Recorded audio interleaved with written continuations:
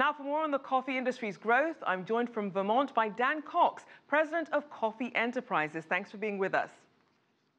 You're welcome. Nice to be here, Rachelle. Now, give us an idea, just how valuable is the coffee industry globally? Well, it's pretty darn important for two reasons. Number one, it's a huge export commodity, so many countries like the export currencies that come back into the country. Secondly, it employs millions and millions of people, and of course employment is always key on any government's mind. So those two things alone make it a pretty important commodity. It's right up there in the top 10 of commodities.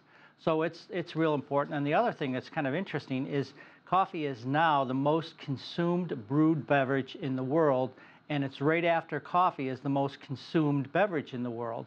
That's pretty good news too, because for years it was down.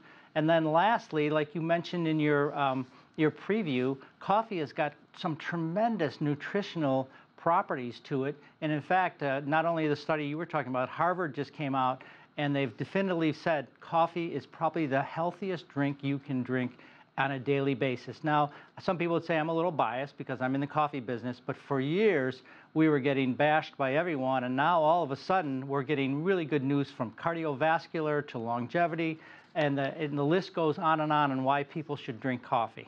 So then with this turnaround, where is the industry the largest currently, and where does coffee have the largest growth potential? United States, well, Brazil is still a biggie. Brazil grows the most coffee. This year they're going to grow about 40 million bags. So world production this year is going to be about 159 million bags, and these are 60-kilo bags. World consumption is going to be about 158, and these are USDA figures. Brazil is number one with about 40 million bags. Central America is number two with about 18 million. Actually, Vietnam is number two with about 28 million bags. Central America about 18 million bags. Colombia, 14 million bags, and the list goes down. But Brazil is interesting because they grow so much coffee, but they're also becoming a huge consuming nation, and we think within a few years Brazil will be consuming half of what they grow internally, which could be a problem going forward if you're used to buying Brazil coffee anytime you want. The biggest areas of growth which we're seeing right now is Asia, Pan-Pacific countries, specifically China and Korea. Korea is a country of about 50 million people. They have 15,000 cafes. When they have a coffee convention over there, there's close to 100,000 consumers that come to that.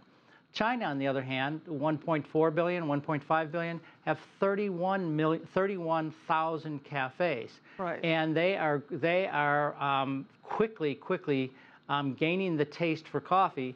And then secondly, they have one province, the Hunan province, is actually growing coffee, and they have been for years, and they're using it primarily for export dollars. But as more Chinese get a taste for coffee, we see that turning around. But there's some obstacles there. They grow about 2.5 million bags of coffee right now, which is up from 400,000 bags of coffee just 5 years ago. Right. And they're doing some things really right. Now, to that point, actually, we've seen that Starbucks has teamed up with Tencent and most recently Alibaba to really allow more mobile payments to be used in their cafes, which in turn helps to cater to Chinese tourists. Do you think we can expect to see more of these high-tech collaborations in the coffee industry? The reality is, if you don't embrace new technology, you will essentially be left by the wayside.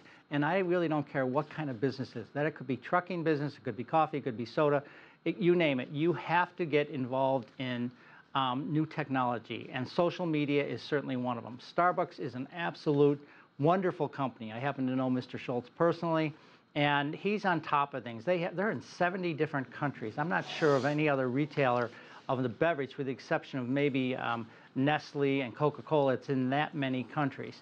So they are still very dominant. They take a lot of chances. When Right. they make mistakes, they're very mature. They know when to cut bait and move on to the next thing. But yeah, I see other companies absolutely embracing it. They were the first to introduce the charge card. And the first year they did it, they had $500 million worth of consumers put cash on their charges. Right. And for the life of me, this is interest-free money for Starbucks. It's fantastic. Now Dan, yeah, I do want to get to some of the challenges that the industry is facing between climate change and other threats to coffee crops. What do you see as the biggest threats to the industry going forward? Climate change is one of the top 2 or 3. I think the number one thing is getting producing countries away from looking at coffee as a commodity. It has to be branded. If it's not branded, you're going to be at the mercy of the 2 big houses, the London Exchange and the ICE Exchange, and you're going to be at the mercy of the buyers, where I think it should always be the sellers who gain the most because it's so darn hard to grow coffee over time. So the first thing is to make your coffee taste really good, and that's not as easy as some people may think it is. So first of all, take it out of the commodity, make sure that the seller has more control than the buyer. Yes, climate change is going to be a real problem, so whether it's heat, or rainfall, or drought, those things all have to be maintained, and certainly in sub-Saharan Africa, I think that'll be the biggest problem because it's just going to dry out. Unfortunately, we'll have to leave it there. Thank you so much, Dan Cox, President of Coffee Enterprises.